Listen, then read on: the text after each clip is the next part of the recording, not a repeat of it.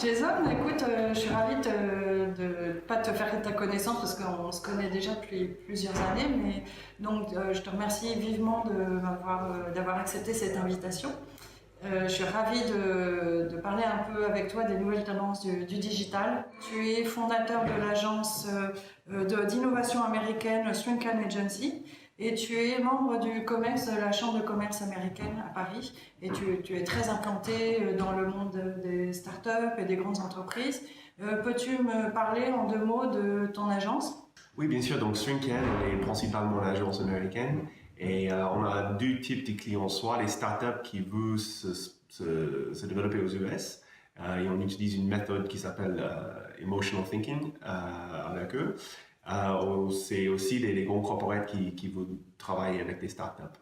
Mais on est toujours en train de bosser dans l'innovation. On est dans une période un petit peu, on peut dire, spatiale pour les grands groupes parce que avec toutes les technologies, il n'y a pas grand-chose qui a changé depuis longtemps. Et pendant les Internet Revolution, la majorité des grandes boîtes étaient capables de créer des outils et des technos en long terme. Et c'était les mêmes pour les Web 2.0. Mais maintenant, on est en train de passer dans une nouvelle période. Moi, j'appelle ça les Mature Tech Period. Et cette mature tech, c'est beaucoup plus difficile à créer en long terme parce que ça change tellement vite. Et aussi, c'est plus complexe. Donc, c'est difficile d'avoir les data scientists et les ingénieurs suffisants de créer cette tech en long terme. Donc, les grandes boîtes sont en train de changer leur façon à créer de nouveaux outils. Ils sont en train de bosser avec des startups directes. Et les startups sont capables de créer des nouveaux AI, des nouveaux chatbots, big data, logiciels externes. Et quand ça marche bien, c'est possible d'impliquer dans les systèmes des grands groupes. Donc ça s'appelle les co-creation ou les open innovation. Et nous, Stringcan, on travaille avec des grands groupes, de créer les programmations, de créer les stratégies, de travailler directement avec des startups. L'opération BNP Paribas Open Up s'inscrivait dans ce mouvement. Ça fait presque 12 ans qu'on travaille avec BNP Paribas de ce projet. Et c'est un bel projet parce qu'en fait, BNP Paribas, ils ont compris que pour les startups, de trouver les bonnes personnes dans les banques, c'était difficile.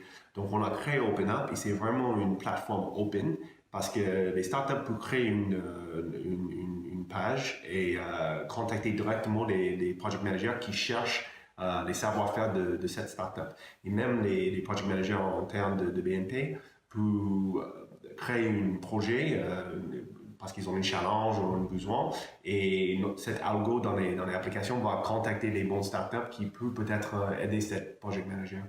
Et ça permet les project managers de banque d'avoir beaucoup plus accès à les startups et même les startups avec des bons project managers.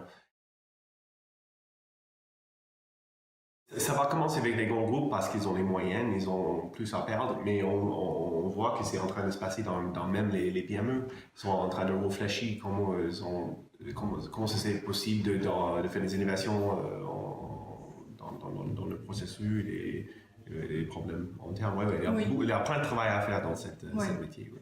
Vous avez 2 cultures. Vous avez des cultures de grands groupes et des cultures de start-up. Et sont très loin de temps en temps en façon de penser. Et Stringcan, on est expert d'être entre les deux. Parce qu'on comprend les grands corporates, on comprend les start-up et on